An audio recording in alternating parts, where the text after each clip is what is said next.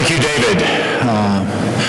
Appreciate every day how hard you work for the taxpayers of the state of Missouri, creating jobs and making a new economic future for our state. Good morning to everyone here. I want to thank Sam Fiorello and his team at the Donald Danforth Plant Center for hosting us today on this dynamic campus. The bioscience research underway here will be a game changer in tackling some of the toughest challenges facing mankind. From feeding a hungry planet, to finding new sources of energy that don't compromise national security or the environment, to improving the productivity and sustainability of agriculture around the world. And as these breakthroughs move out of the lab and onto the marketplace, their commercialization will generate massive new opportunities for job creation in Missouri. They also hold the promise of making our state a world leader in innovation, designing, manufacturing, and exporting new products and systems on the frontiers of bioscience. In a broader sense, that's why I'm here today.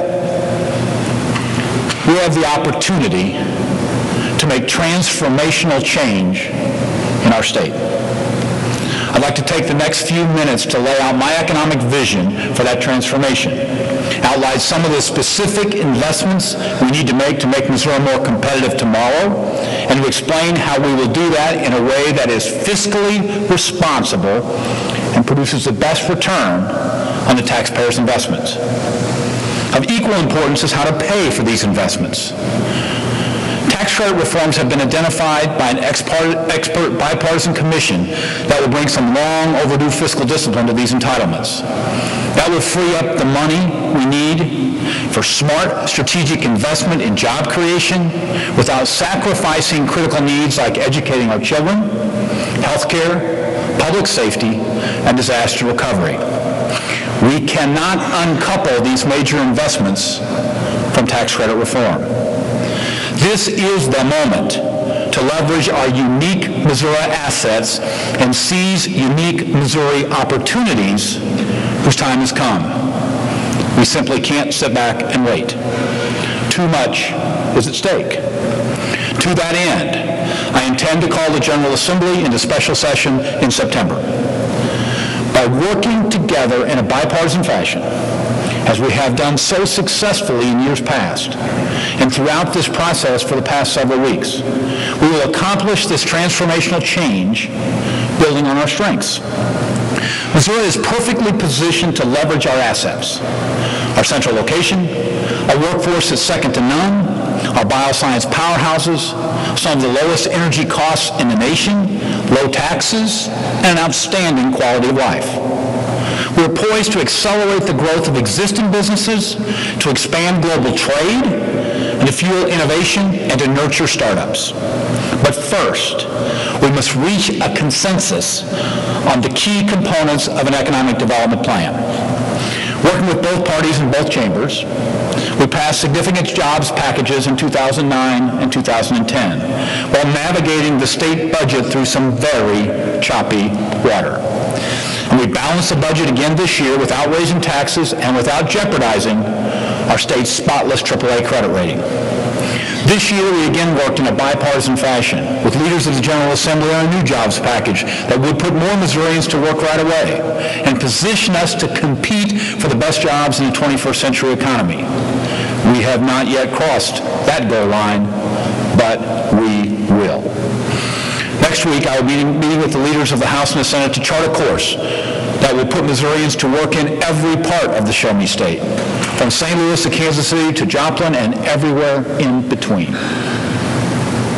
Now, job creation was, is, and continues to be my top priority. That's why from the moment I was sworn in as governor, my focus has been unwavering and crystal clear. Fight every day for every job. Retrain every worker who needs a new skill to compete. Support every student who dreams of college and a career. Help every small business on Main Street, every established business that wants to expand, and compete for every new business that wants to come to our great state. That remains my unwavering focus today. After 2 years of sharp losses, During the nation's worst recession since the Great Depression, we ended 2010 with a net jobs increase. This year, we continue to add jobs, and we remain on track even as we were hit by a series of devastating natural disasters that have reduced entire communities to rubble, displaced families, destroyed homes, and put thousands of folks out of work in 80 Missouri counties. Those costs continue to mount and could run into the hundreds of millions before they're tallied up. But here in Missouri, we help folks in their time of need, and we pay our bills on time. So we will pay our share of recovering, rebuilding in Joplin and in dozens of other communities hard hit by disaster until they are made whole again. And we've seen time and again, the worst of times brings out the best in us. In Missouri, we have a history of putting our differences aside and getting things done. That's a Missouri value that I share and I practice. What Thomas Jefferson said is every bit as true today as it was 2 centuries ago. Every difference of opinion is not a difference of principle. I believe in using common sense to find common ground and working together to build consensus. The world that most Missourians and most Americans live in was built on common ground. We're not a nation of extremists and fanatics. We are one nation, under God, indivisible. We agree on far more than we disagree. That's the reality, not the hyper-partisan shenanigans in Washington, D.C. and the inflamed rhetoric of TV talk shows. The easiest way to do politics is to call the other guy a bad name. That's easy. And it may get you a headline, but it doesn't get anything done. Working together, that is much harder. Just look at the time and energy that's being squandered in our nation's capital right now and compare that to what we're accomplishing in Missouri. They've got gridlock. We've got goals. They've got posturing. We've got progress. And that practical, common sense, common ground approach pays real dividends in the real lives of the hardworking people of our state. Working together in a bipartisan fashion, we have held the line on taxes for Missouri families while balancing the budget, cut taxes for more than 16,000 small business owners, created a loan program to help our small businesses grow, frozen college tuition for 2 years in a row, sharpened state incentives to help employers create jobs, helped Missouri businesses sell more products overseas, invested millions in job training programs at Missouri community colleges to create the workforce of tomorrow. And in a special session last year, we saved the jobs of 4,000 auto workers at the Ford plant in Clay Como, and the jobs of thousands more hardworking men and women at suppliers and manufacturers in every corner of our state. And we are not done yet. Now is the time to take the next step in job creation by creating a new kind of worker. We need to train workers for our high-tech careers of the future, from advanced manufacturing to clean energy to developing high-yield, drought-resistant crops. The workers who will compete successfully for the best jobs in the 21st century economy will be the creative problem solvers whose brains, ingenuity, and capacity for critical thinking will continue to set them apart. We will invest in the high-tech, cutting-edge entrepreneurs whose startups are the mighty engines of job creation in this country. Research supported by the Kauffman Foundation shows that companies less than 5 years old accounted for virtually all the net new jobs over the past 3 decades in the United States. And these nimble startups are responsible for the lion's share of the innovations that started small, grew fast, and are now integral parts of our lives. Small opportunities are often the beginning of great enterprises. It's the little guys with big ideas who are willing to take risks who become entrepreneurs. It's the bold startups like those here at the Danforth Center that are making seminal discoveries with tremendous economic potential. In fact, the building we're in today is a shining example of what can be accomplished when visionary thinking is matched by serious investment in infrastructure and serious investment in intellectual capital, also known as talent. One of the fastest growing sectors of Missouri's economy is science and technology, and this is an area where we can add muscle to existing strength. With 4,000 biotech, agribusiness, and life science companies, Missouri is a recognized leader in biotechnology and a growing international center of biopharmaceuticals, biomedical research, and plant science. And as we build the future of science and technology in Missouri, it's important to remember a fundamental lesson of United States history. Great American innovations, the light bulb, transistors, magnetic resonance imaging, the internet, were not the work of men and women who embraced the status quo. We didn't put a man on the moon by thinking small. A visionary young president, John F. Kennedy, inspired our best and brightest who leaped forward to answer the call and explore space. And the race for space had an impact on scientific endeavor every bit as indelible as our astronauts' footprints on the Sea of Tranquility. The race for space sparked tens of thousands of new jobs for American workers, making things that never even existed before. It gave rise to a revolution in computing and communications. Its legacy of innovation ranges from freeze-drying to advanced materials to the digital signals processing that the magic behind CAT scans and MRIs. We need bold vision and competitive spirit again, because we aren't competing against one Cold War arch enemy. We are competing against the world. This September, we will have an opportunity to make a bold leap forward in Missouri. And here's what we've got to get done. First, MOSIRA, the Missouri Science and Innovation Reinvestment Act. MOSIRA will create a stable, ongoing source of funding to foster investment and job growth in high-tech and scientific research companies. It will do this by capturing a small percentage of tax revenue generated by employees at new and existing life science companies clustered in St. Louis, Kansas City, and the booming animal health corridor that extends from St. Joseph to Kansas City to Columbia. MOSIRA has consistently received strong bipartisan support in the General Assembly.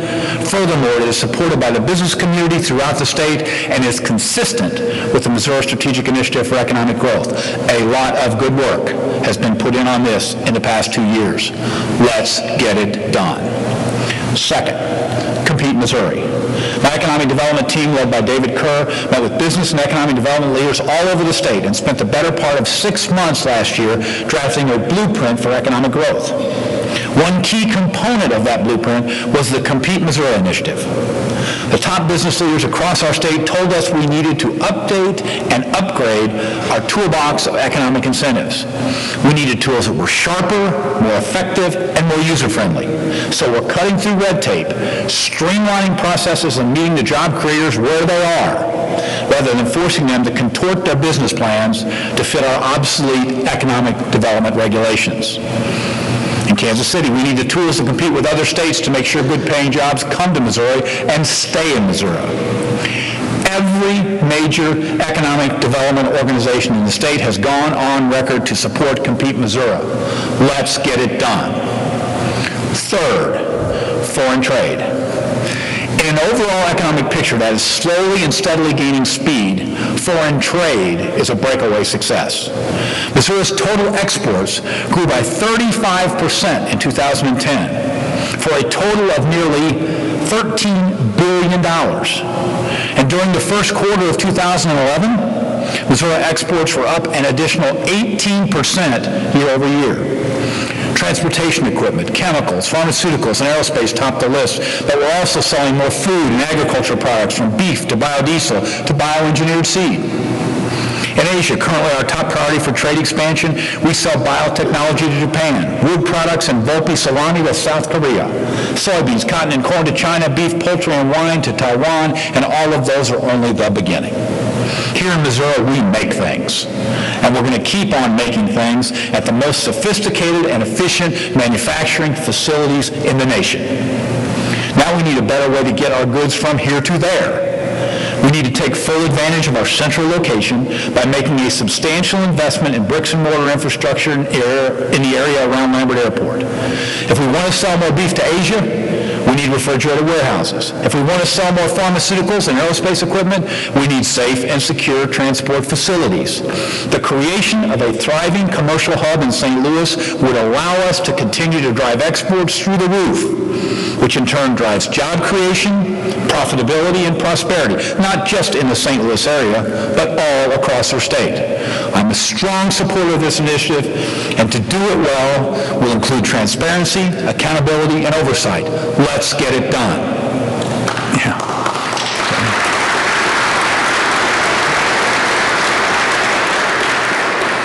Fourth, data centers. Just as we need to beef up our bricks and mortar, we must continue to make investments in digital infrastructure. That's why our Broadband Now initiative continues to serve a critical need in linking businesses in outstate Missouri to customers around the globe. We need to expand our digital networks to support advances in telemedicine, high-speed impact communications like the strategic project Google has launched in Kansas City, and data storage. Let's get it done. While we are making these critical investments that will allow us to invest in science and technology startups, to expand foreign trade and all the rest, let me remind everyone that we must do this all in a fiscally responsible way. Tax credit reform is what will give us the money to invest in the future. If we don't get tax credit reform, we simply can't afford it. And as the responsible steward of our taxpayers' hard-earned dollars, I simply will not sign any legislation we can't pay for. And while we are planning for the future, we must be mindful of our neighbors' needs. It's been a heck of a year. At 5:41 p.m. on May 22nd, the clock stopped in Joplin as the worst tornado in our history blew apart neighborhoods, businesses, schools, and hospitals. The losses are staggering. 159 lives lost. Thousands of homes and businesses wiped out. And thousands more left homeless. That's why within the last 8 weeks, we've deployed every available resource to boost Joplin's recovery and rebuilding, including $75 million in new economic recovery resources to help businesses rebuild and start hiring again. Close to $20 million for the Missouri Disaster Recovery Jobs Program that will put 500 people to work immediately. $2 million for the Joplin Child Trauma Center to deal with mental health challenges for kids who have been traumatized. And just 2 days ago, $122 million in housing tax credits and incentives for builders, developers, and homeowners to rebuild the missing homes in that vital city.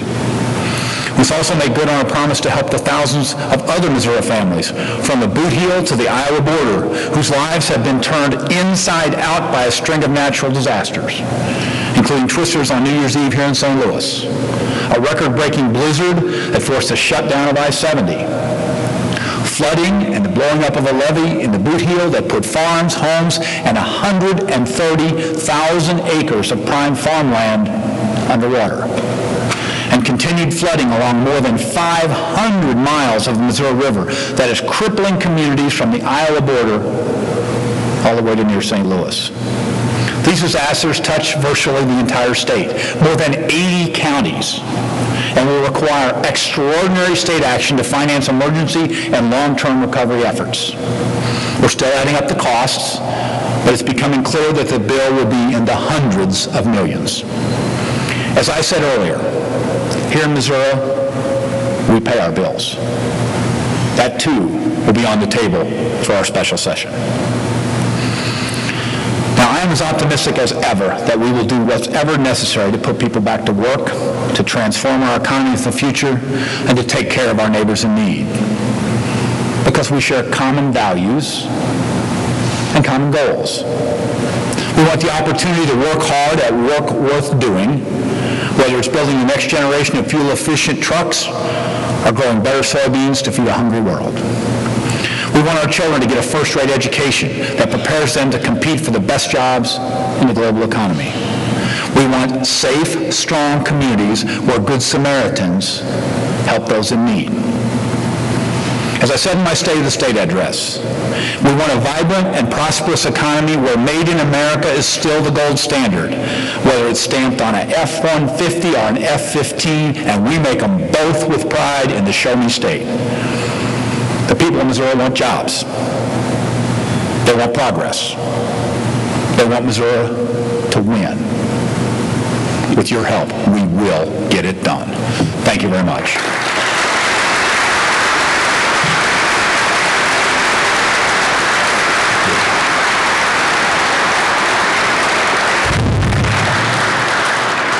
We're glad to take any questions, primarily from our friends in the press, and then we'll move on. Yes, Dale.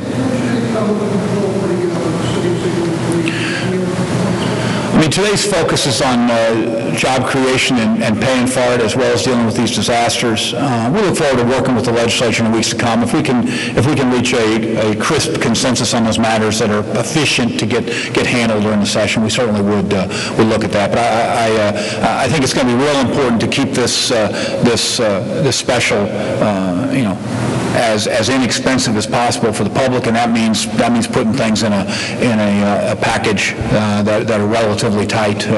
We're certainly not averse to looking at that, but I'd want to make sure that that we have the I's dotted and the T's crossed there. Yeah, Tony. Yeah.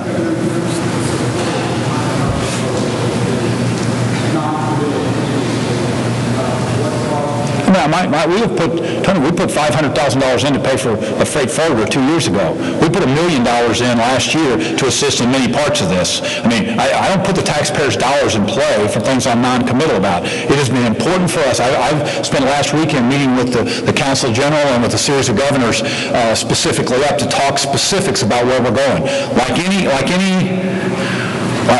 anything, you got to get things ready, and you have to be ready for it to have concrete progress forward. I've hosted the ambassador of China, the former ambassador, for a state dinner at my location. I met with the ambassador this last weekend. We want to make sure that it's the right deal. I mean, the concept is a solid concept, but getting to what can actually jump us forward and getting the concrete promises we need on the other side of the table. That's what you do when you're working it. That's what you do when you're actually leading. Not making speeches about it, but getting involved and having face-to-face, hard work, direct connections to make sure that there are tangible benefits for my state from day one, and that's what I've been doing, and that's what I will do in the future. Yeah. Can you talk about how this facility will play a role, how you hope this facility will play a role? Well, first of all, we're not here by accident. This facility itself obviously is beautiful and stunning and a place where folks enjoy working. But much more important to this facility is the human talent that's here and the direct connection to business, not only in this building but in the one next door. This is an international model for how you do it. You bring the best minds you can. You have big problems to solve them. You use dollars to make sure you've got the facilities to do it. You foster startup and entrepreneurial thoughts, and then you try to figure out ways in which you can help those that have come here to do their research. And at the same time, you do something that this center has done as well as anyone in the world. You reach out to the community colleges so you can take displaced workers and bring them in here and help them in lab jobs. So that auto workers who lost their job, instead of sitting home, instead they're going to a community college, they're getting trained to be lab techs, and they're working today in this facility right here. They not only have created jobs here and opportunity and a direct business contact, but they also have not forgotten the workers, not forgotten that human capital. The brains and sweat of workers gives us a Missouri advantage that no one can match, and this organization has been a true leader in that area also. So one more question, one more.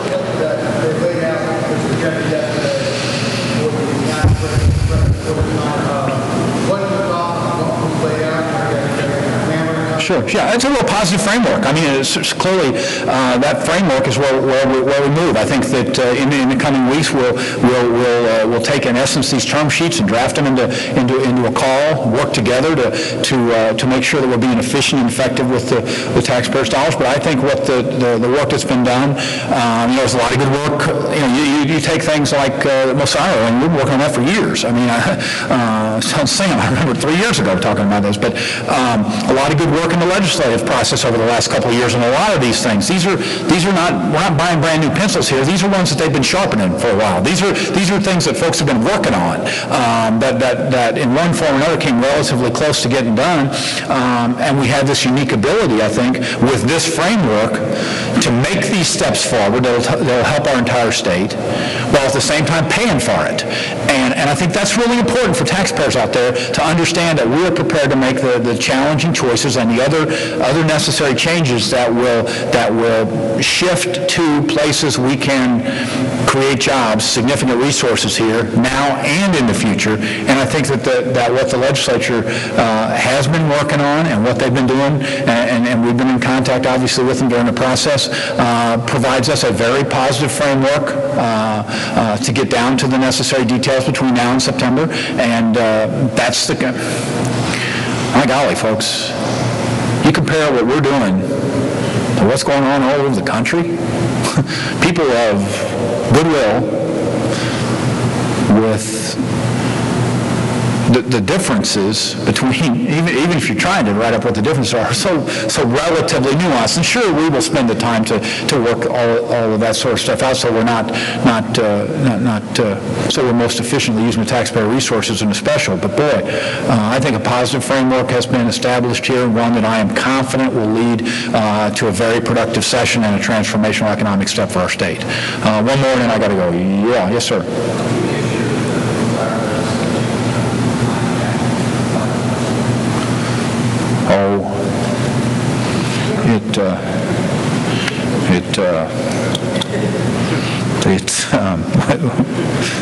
He said, how do you make sure most Irish not? Anyway,